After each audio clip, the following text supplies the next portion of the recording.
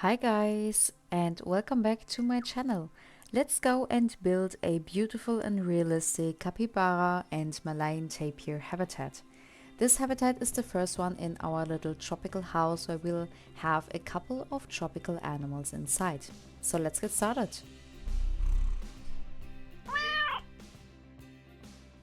In the last two speed builds, we've built habitats for the sun bear and the sloth bear, and next doors we are going to have a little tropical house where we'll keep some smaller tropical animals. And I wanted to have this little building for them so that the animals can be kept inside during the colder months and that the guests can still see them and have their little indoor areas. So starting now, we have like the basic structure of the whole building, and as you can see in the background, I have built some little squares to define where exactly the habitats are going to be, and so they can build around the rough layout. As you can see, I also painted different areas on the floor to know what habitats are going to go where, and also have the pathing just to see the dimensions of the whole building to decide how big it's going to be. And right now I just wanted to have like the basic structure and like the first habitat in their build, which are the capybara and the Malayan tapir. Once this building is complete, it will house 4 habitats with 5 different species. So the first habitat is a shared habitat with the tapir and the capybara, and the other 3 animals are all going to be separate. And you'll see them in the next couple of episodes because I don't really want to spoil you right now what's coming in this building next. So for this episode, I just wanted to have the basic structure, just the entrance of the building and then the indoor area of those first animals. And we are going to continue building the tropical house with the next episodes. And with every animal, I'm going to complete it just a little bit more. But for now, we only have the entrance. And as you can see, I tried to make a custom entrance with like realistic doors. For this whole building, I wanted to have it a little bit more of a like clean look. There's not like a big of shishi. We don't have like any major decorations. I had this one picture of a similar building when the inside was like pretty bare with just a lot of concrete and then a few decorations, but they were also with a lot of muted colors. So I kind of wanted to recreate that, and so far I really like the design. I'm just going to make it look a little bit more pretty with just a few planters, as you will see later in the cinematic shots. But for the rest of the building, I wanted to keep it pretty clean and simple and nothing like extraordinary. And it begins with the entrance. As you can see, I built these like swinging glass doors in the front, which are honestly really plain, but so far I really enjoy the look of it. They just look really simple but still realistic, something that I would personally see in a not so fancy zoo, just to have a little entrance inside a building where people can see the animals from the inside. And then from the outside facade, I wanted to basically cover the whole facade with more of a naturalistic background. With the bear habitats, we had the like backstage area or backstage building also functioning as a backdrop where I built like this temple look. And with this building, I wanted to have more of a like naturalistic look with also naturalistic background. And I wanted to use the rock walls, but then I remembered that they had these mud wall blueprints made by Pacha, and I used them and I really loved them. Since the capybara and the tapir also love to swim and they need a little bit of a water feature, I decided that the whole habitat could have a little bit more of a muddy look, so the mud walls were just perfect for that. And of course they are linked down in the description, so if you want to download and support Pacha, you can absolutely do so and check them out. Since just the mud walls would have looked a little bit too plain for the background, at least for my liking for this habitat, I decided to also imply some of like planters. So I used more of them mud walls and created these like plateaus where they would be filled with mulch or just with like dirt or earth, so that the backdrop would also look a little bit more lush and not super plain.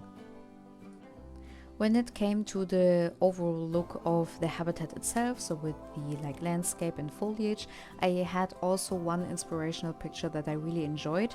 I didn't really rebuild this habitat. I believe this one picture was also a little bit hard to recreate in Planet Zoo just because of the pieces and plants that we have, but it still functioned really well. And what I really enjoyed is that in the front where the barrier was, you couldn't really see like a fence because it was super overgrown with a variety of plants, and it was almost like the plants would lead you into the habitat and there was like no real barrier, or at least more like a artificial barrier, and looked super natural, and I really enjoyed that. So I decided to have these like little rounded sort of stone, and then with the fence on top, and then in the front we would also have like a little plant bed to fill it with a variety of plants. And then because there's fence on the top, the ivy, for example, could just grow on top of the fence, since ivy naturally just grows on fences like crazy, so that it would have this overgrown and naturalistic look. You can still see like the barrier in my habitat because I didn't want to overdo it. It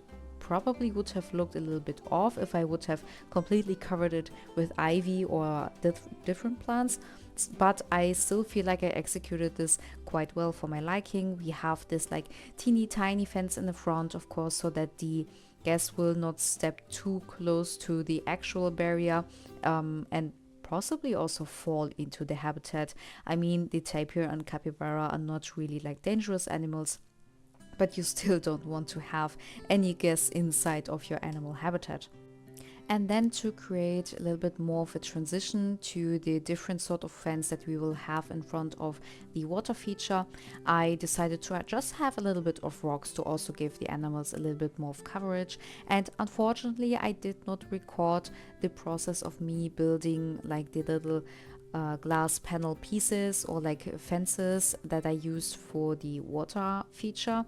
But as you can see, I just had this really plain like metal and glass barrier, and then I used the actual glass barrier to sort of put this inside of my custom made fence. Since we have water in there, we need the actual glass barrier so that we can even place the water inside. It was a little bit of a finicky work placing all the different little glass panels perfectly inside of my custom fence, but in the end I feel like it was really worth it, and you can't really tell that there's like the actual glass fence inside.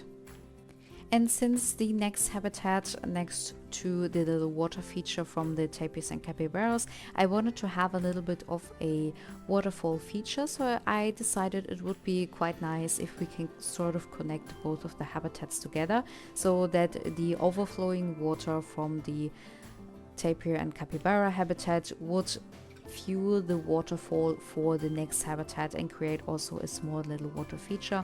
So I just put the little fencing in between the mud walls so that the water can get through, but of course no animals. And then, similar to the fencing that we did, I wanted to have just a tiny bit of a plant bed in front, so there's a bit more of coverage and it just looks really lush. Since this is the rainforest or tropical area of my zoo, and I wanted to have this all a little bit more themed, so it's not supposed to look like a temperate biome. I really want to make it as lush and as tropical as possible, so I want to use a lot of plants in there. Of course, I'm keeping in mind that we are still building in the temperate biome, so I'm using a lot of temperate plants, or like other plants that would be able to survive in a temperate biome, but I still want to have it really lush, and I feel like this looks quite well so far. I still need to make like the backside behind the guest path, but I think I will do that once we also have the neighbors to these animals, and then we can have this whole backside of the building completed.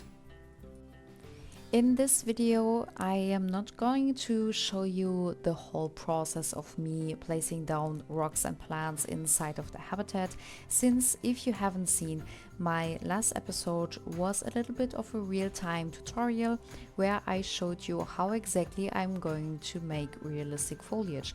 And for that, as an example, I used the tapir and capybara habitat. So if you are interested in seeing more about how I exactly planted this whole habitat, you should definitely check out my last video. There you can see the whole process from the beginning to the end where I planted this whole habitat.